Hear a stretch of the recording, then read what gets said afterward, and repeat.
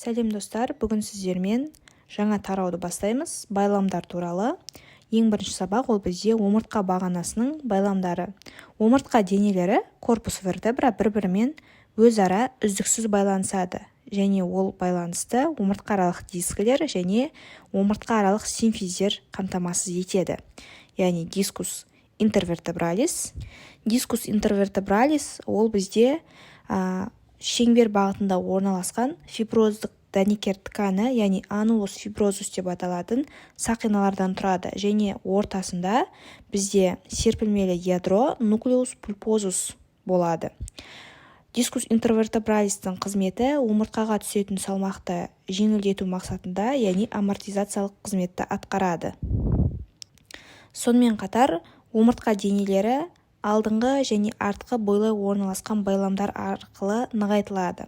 Алдыңғы бойлық байлам лигаментум лонгитудинали антериор ол бізде омыртқа денесінің алдында орналасады және омыртқа денесі мен омыртқаралық дискілерді өзара тығыз байланыстырады.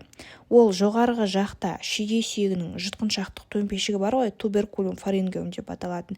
Сол жерден және ауыз омыртқасының алдыңғы төмпешігінен басталады да төмен қарай бағытталып, омыртқаны бойлай екінші, үшінші сегізгөз сүйегінің көлденең сызықшаларының аралығында аяқталады. Алдыңғы бойлық байламның қызметі омыртқа бағанасын шектен тыс жазылудан сақтайды.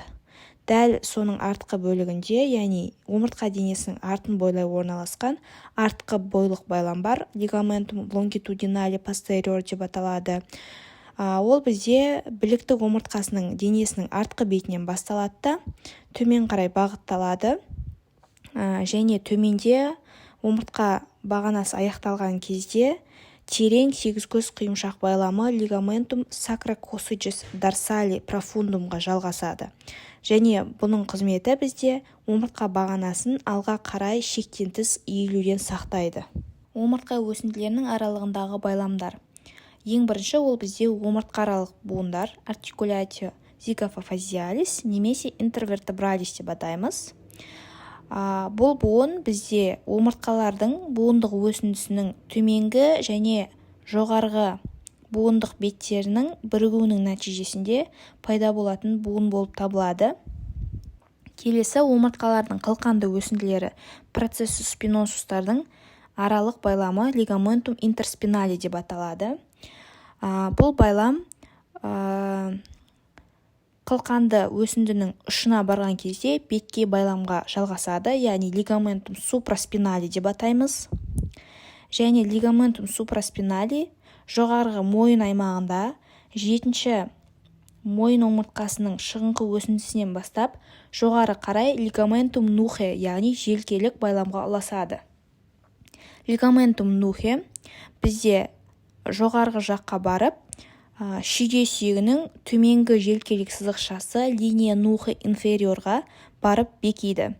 Бұл байламның қызметі басты бір деңгейде ұстап тұру қызметін атқарады.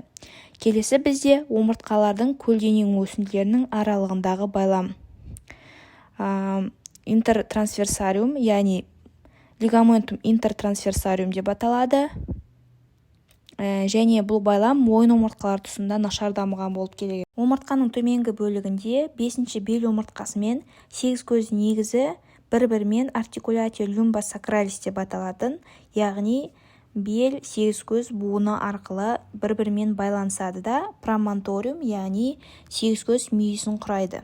Артикуляцио люмбосакралис ол бізде кішкене түрін өзгерткен омыртқа аралық дискке ұқсас болып келеді.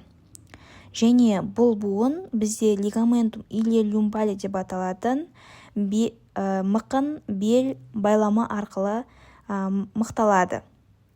Бұл байлам бізде мықын ойысының жоғарғы бөлігінен, яғни жоғарғы артқы жиегінен басталып, бізде 5-ші және 5-ші бел омыртқасы мен 1-ші 8 көз омыртқаларының шеткі бөліміне барып бекиді. Және артикуляцио люмбосакралисті мықтайды. Келесі бізде 8 көз бен құйымшақ буыны, яғни артикуляция сакрокоссиджи деп аталады. 5-ші 8 көз омыртқасының ұшымен 1-ші құйымшақ омыртқаларының аралығында түзіледі және бірнеше байламдар арқылы мықталады. Бірінші байлам ол бізде латеральды сегізкөз құйымшақ байламы деп аталады. Ligamentum sacrococcygeum laterali. Бесінші сегізкөз омыртқасының көлденең өсіндісімен бірінші құйымшақ омыртқаларының көлденең өсінділерінің аралығында орналасады. Келесі бізде сегізкөз құйымшақ буынының алдыңғы байламы деп аталады. Ligamentum sacrococcygeum anterius немесе ventrali деп атаймыз.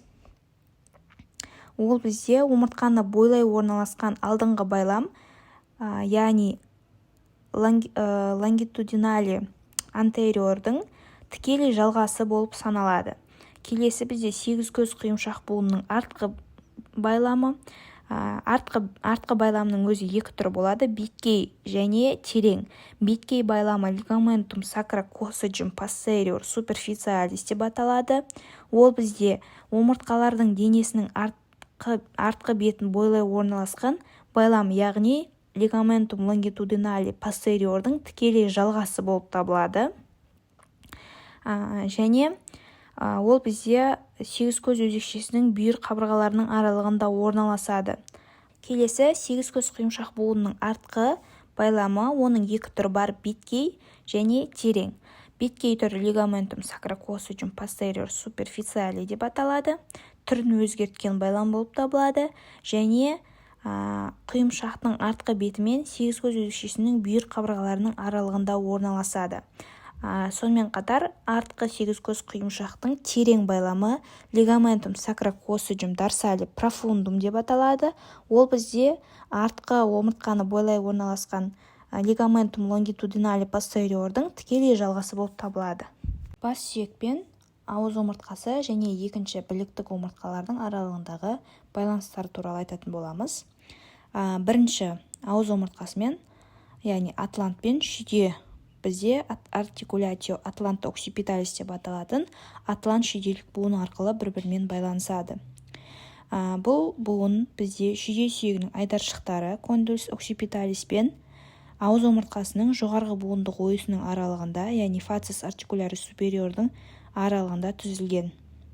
Бұл буынның өзінің меншікті буын қапшығының байламы жоқ және жанама жарғақтар арқылы мықталады.